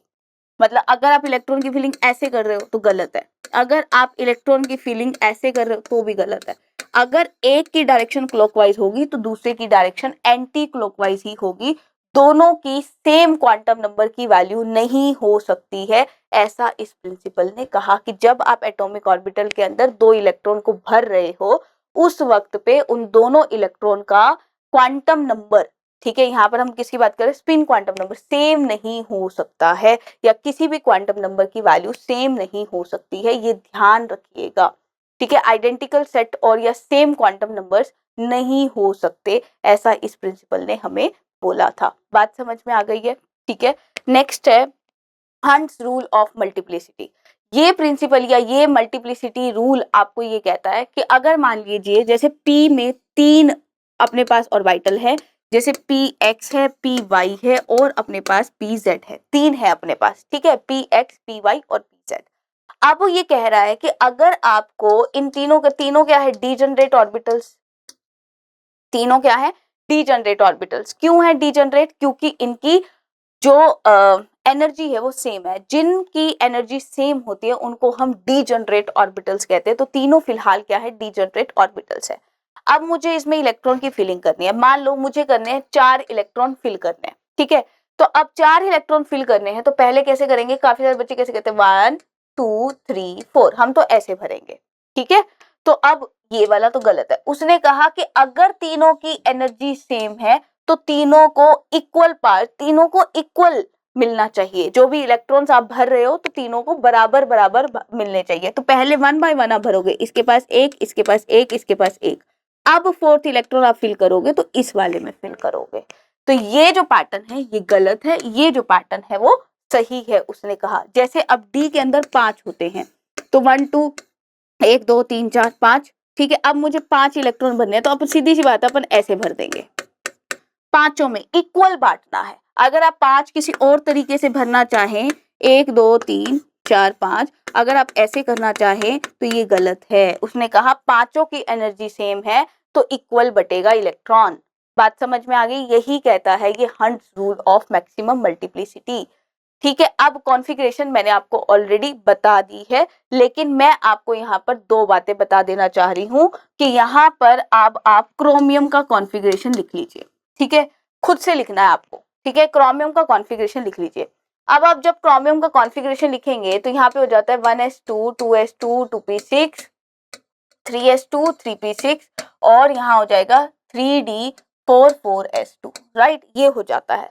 अब प्रॉब्लम क्या है, वो कह रहा है कि जब भी आप इलेक्ट्रॉनिक कॉन्फ़िगरेशन लिखो तो यहाँ पर जैसे अब मान लो D है, 3D है, 3D में कितने हैं, 4 इलेक्ट्रॉन्स है, ऐसे 1 2 3 4, ठीक है, और 4s में 2 इलेक्ट्रॉन है आपके पास, लाइक दिस, ठीक है, बात समझ में आया। अब वो क्या कह रहा है बेटा, वो यूं कह रहा है कि भाई अब आपको क्या है कि एक इलेक्ट्रॉन, क्या 4s के पास 2 इलेक्ट्रॉन है, तो क्या एक इलेक्ट्रॉन अगर इस क्रोमियम को मिल जाए तो क्या ये हाफ फिल्ड हो जाएगा। इसके पास मैक्सिमम कितने आ सकते हैं, 10, तो हाफ कितना हुआ, 5। तो अगर हम इसके अंदर एक इलेक्ट्रॉन 4s से उठा लें तो क्या हम इसके पास हाफ फिल्ड हो जाएगा, ठीक है, बिल्कुल हो जाएगा। तो इसका कॉन्फ़िगरेशन 3d5 और 4s1 हो जाता है। और सेम ऐसा कॉपर में भी होता है, जहां पर आप अगर इसका कॉन्फ़िगरेशन देखें 2p6 3s2 3p6 और 3d9 4s2 होता है। तो अगर एक इलेक्ट्रॉन 4s से आ जाए तो क्या ये फुली फिल्ड हो जाए बेटा, लेकिन s में क्या हो जाएगा, एक कम, ठीक है, बात समझ में आ गई। तो यहाँ पर क्या होता है, हाफ फिल्ड और फुली फिल्ड ज्यादा स्टेबल होते हैं। क्या पाइप भी हाफ फिल्ड स्टेबल मानी जाएगी, एक्स्ट्रा स्टेबिलिटी होगी उसके पास भी। ऐसे ही F के अंदर अगर 14 है तो 7 वाला एक्स्ट्रा स्टेबल होगा, यानी फुली फिल्ड और हाफ फिल्ड दोनों के पास एक्स्ट्रा स्टेबिलिटी होती है। लेकिन ये क्यों होती है, इसका reason, one of the reason exchange energy होता है, ठीक है। ये एनर्जी क्या है, ये एनर्जी आपको बहुत सिंपल सी बात कहती है, देख लो अब समझना इस बात को क्या कह रहा है ये।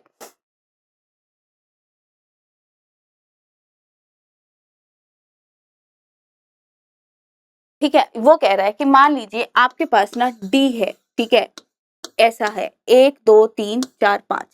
तो अब कह रहा है कि जैसे मान लो 5 इलेक्ट्रॉन्स इसमें मैंने फिल किए, ठीक है जी, इतनी बात आई समझ में, 5 इलेक्ट्रॉन मैंने इसमें फिल कर दिए।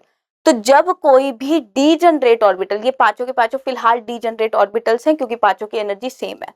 तो अब उसने कहा कि जब भी डीजनरेट ऑर्बिटल्स में इलेक्ट्रॉन्स होते हैं तो वो जनरली अपनी पोजीशन किसी के साथ भी चेंज कर सकते हैं क्योंकि वो सेम स्पिन के हैं, ठीक है। ऐसा होता है ना कि अब जब असाइनमेंट्स दे रखे होते हैं तुम लोगों को, तो असाइनमेंट्स होते हैं तो कहते हैं कि यार मैं टीचर चेक करेगी तो अपने वाला असाइनमेंट मेरे को दे दे, ऐसा करते हो ना तुम लोग। क्लासेस में अगर मान लो उसका नंबर बाद में आएगा, आप कहते हो मेरा नंबर पहले आएगा, पहला मेरा चेक करेगी, तो अपने वाला मुझे दे दे, कहेगा भाई राइटिंग पहचान जाएंगे, राइटिंग अगर दोनों की सेम है तो आप अपनी असाइनमेंट्स को चेंज कर सकते हो, है ना, ऐसा होता है ना, ऐसा हम करते हैं, राइट। तो ऐसा ही सेम है कि वो कह रहा है कि अगर सबकी स्पिन सेम है, अगर सबकी स्पिन सेम है डीजनरेट ऑर्बिटल में, तो वो अपनी पोजीशन को एक्सचेंज कर सकते हैं। और जब वो किसी के साथ अपनी पोजीशन को चेंज करते हैं तो चेंज करने पे कुछ ना कुछ एनर्जी रिलीज होती है और उसी को हम एक्सचेंज एनर्जी के नाम से जानते हैं। बात समझ में आ गया। और इसी की वजह से अगर मैं कहूं कि यहाँ पर D5 है, अब D5 को ही हम सबसे ज्यादा स्टेबल, हाफ फील्ड को स्टेबल क्यों बोलते हैं, क्योंकि D5 में नंबर ऑफ एक्सचेंज सबसे ज्यादा पॉसिबल है। बात समझ आ रही है, D में सबसे ज्यादा नंबर ऑफ एक्सचेंज पॉसिबल है। अगर D4 है तो वो अपनी पोजीशन 4 तक ही तो चेंज कर पाएगा, लेकिन D5 की अगर हम बात करें तो उसके पास नंबर ऑफ एक्सचेंज ज्यादा है, इसलिए उसके पास स्टेबिलिटी भी ज्यादा है। क्या मेरी बात समझ में आ रही है, अगर D4 कहें तो D4 के पास नंबर ऑफ एक्सचेंज कम है, इसलिए उसको हम स्टेबल नहीं मानते हैं। क्लियर हुआ ये बात, समझ में आया ये बात, ठीक है। तो ये अपनी पोजीशन सबके साथ चेंज कर सकता है। D4 में क्या होगा देखो, ठीक है, 1 2 3 4, तो ये अपनी पोजीशन इसके साथ इसके साथ और इसके साथ, तो कम है ना, ये ज्यादा है तो ये ज्यादा स्टेबल हो गया, ठीक है। दूसरा वन ऑफ द फैक्टर होता है symmetry distribution of electron. Symmetry का मतलब समझते हो ना, इक्वल डिस्ट्रीब्यूशन, है ना। तो यानी कि यहाँ पर अगर मैं बात करूं तो सिमिट्रिक डिस्ट्रीब्यूशन होने की वजह से भी स्टेबिलिटी होती है। जैसे अगर मुझे D5 में देखूं तो मैंने सबके पास सिमिट्री मतलब सबके पास एक एक इलेक्ट्रॉन दिया, और अगर मैं D10 देखूं तो सबके पास दो दो इलेक्ट्रॉन हो जाते हैं, 1 2 3 4, ऐसे ऐसे भरना नहीं है। ये मैं अब जल्दबाजी में भर रही हूँ, आपको ऐसे नहीं भरना। आपको कैसे भरना है, पहले 5 ऐसे, फिर छठा यहाँ, 7वां यहाँ, 8वां यहाँ, 9वां यहाँ, 10वां यहाँ। बात समझ में आई, ऐसे नहीं करना, ओके है। तो यहाँ पर क्या है, 10 इलेक्ट्रॉन, यानी ये क्या हो गया बेटा, ये इक्वली डिस्ट्रीब्यूट इस तरीके से अपने को करना है तो सिमिट्री क्या होता है, सिमिट्री से स्टेबिलिटी आ जाती है। अभी क्लियर हुआ, ये चैप्टर आपका हो गया फिनिश, ये चैप्टर आपका हो गया खत्म। अब उसके बाद हम स्टार्ट करेंगे periodic classification of elements and before that you have to revise the whole chapter. ठीक है, आपको इसके ऊपर न्यूमेरिकल्स लगाने हैं, ज़्यादा से ज़्यादा आपको फॉर्मूला शीट बनानी है। उसके बाद कुछ दिनों बाद हम आपके ऐप में कोशिश करेंगे आपको वो फॉर्मूला शीट प्रोवाइड कर देंगे जो कि मैंने आपको बोला था एटॉमिक स्ट्रक्चर की। ठीक है, उसके बाद आपको पीरियोडिक क्लासिफिकेशन तक आते ये सारा बेस आपको क्लियर हो जाना चाहिए, क्योंकि वहां पर आपको आने वाला है जबरदस्त मजा। ठीक है, अगर आपको ये सब आता है ना तो आपको बहुत मजा आएगा पीरियोडिक पढ़ने में। ठीक है, तो इसलिए सारी वीडियोस को बहुत अच्छे से देखिएगा। तब तक अपना ध्यान रखिए।